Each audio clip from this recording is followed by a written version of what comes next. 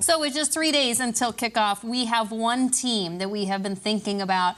We got to give them their air before the season begins. We haven't been talking enough about them. So who is that team for everybody? Jason? For me, we've talked about players on this team. The Baltimore Ravens. The conversation has been about Lamar Jackson. Is he going to get a contract done? We don't know. Is dwindling down? Blah blah blah. But we haven't talked about how good this football team can be. A ton of starters returning on the defensive side of the ball. Signed some guys. Marcus Williams drafted Kyle Hamilton. Brought in Kyle Fuller to kind of shore up the secondary where they struggled last year. But on the offensive side of the ball, we know what Lamar Jackson can do with his feet. We know how electric he is. We know how Mark Andrews, his #1 guy.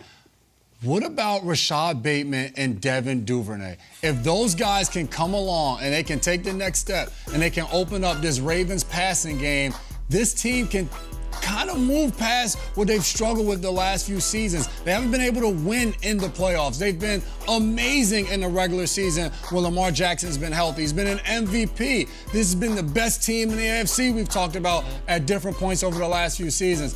But can they get over the hump? Can they win that playoff game? Can they get there and be able to get the ball down the field? Can they come back from behind? We saw Lamar Jackson do it versus the Colts, but we haven't seen it enough. So I want to see Bateman, Duvernay, Bateman being the guy to get the ball to, Duvernay being able to open the offense up, stretch it downfield, the gadget guy. I think the Baltimore Ravens, we haven't talked much about them as an overall team. They can take that step and maybe make some noise. They've had Hollywood Brown since Lamar's gone there. They've had Sammy Watkins. They've had Michael Crabtree. And everyone's like, they just need a receiver. They need a receiver. They got these.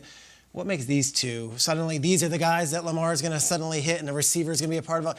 The receiver position is not a big part of the Ravens' offense, or it hasn't been since Lamar got there. Why are these two guys special? Duvernay and Rashad Bateman, who's a first-round pick. Yeah, Bateman flashed last year. He started off hurt, but kind of showed what he can possibly be. And for me, it's these two guys with their talent level, but it's more about opening the offense and allowing for them to have a passing game. You can't just go to it when, all right, next thing you know, we're down 14-zip in the third quarter. Now we got to do some things. But no, developing it. We've watched Lamar Jackson. He can throw the ball. It's not a thing where it's just like, oh, all he can do is run. I think it's more about them coaching, coordinating style of being able to open this offense up and giving him a chance to get the ball down the field in the air. We're all talking fantasy drafts right now. The drafts that I've done, Rashad Bateman is that guy who just sits there and no one takes him and he goes round after round. There's so much unknown. A Ravens wide receiver just looks kind of strange.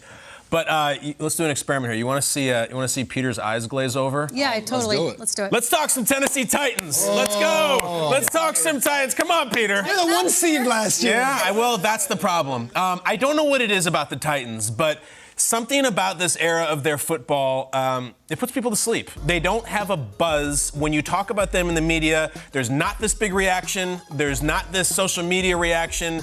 I've done it before at the table, and everyone's falling asleep. We're talking about Titans, and I'm trying to figure out why. Because they have a seminal player in that guy who's unbelievably watchable. They have a very fiery, entertaining head coach who is the reigning coach of the year. They've been in the playoffs 3 straight seasons, and yet you talk Titans on TV, and it's like, anyway, is it because of Tannehill exclusively?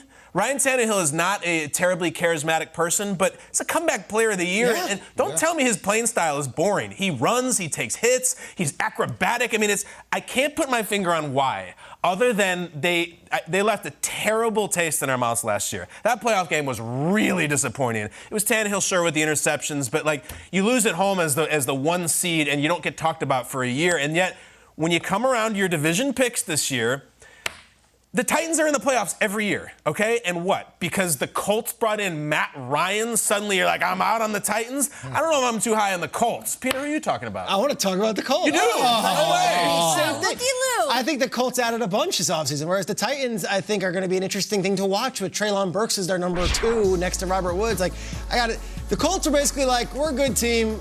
Our quarterback stunk the last 2 weeks. Let's upgrade. Let's get Matt Ryan.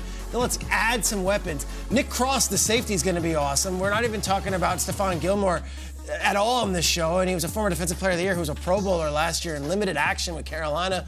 And I love the addition of Yannick Ngakoue next to Buckner and next to, of course, Shaq Leonard. I think the Colts, all right, am I picking the Colts to win the Super Bowl? Candidly, I'm not on this show. We've got prediction week this week. I'm not picking the Colts.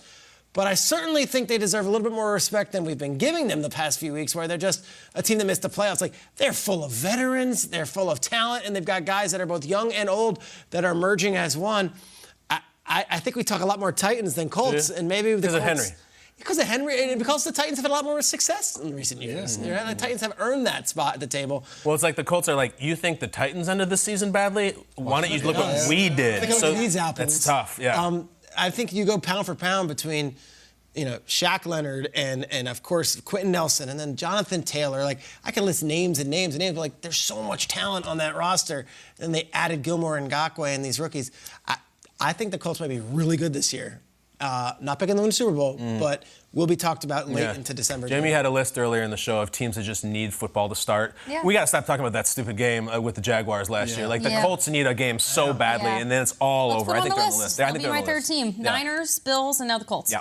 All right, so I don't know if you guys do this with players, but years ago I passed a judgment on a player, and I just kind of put him in this box, and essentially my judgment of him has followed him wherever he has gone. And I want to apologize to Jameis Winston because I couldn't shake this for a while. Okay. And finally, when I sat down to think about a team that I haven't talked enough about and to look at them in a different way, it was the New Orleans Saints. And I want to give him his due for the potential and stop looking at what Jameis Winston has done in the past, because it has been up and it has been down. It has been a roller coaster for him.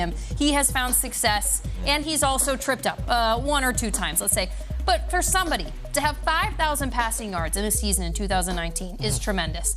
What's not tremendous is throwing 30 interceptions in that same year. I mean, let's call a spade a spade. Then he gets injured. Then he goes to the New Orleans Saints, which, my goodness, to come in after Drew Brees and what he has turned the New Orleans Saints into, to have to play for a coach that is now filling the shoes of Sean Payton and Dennis Allen.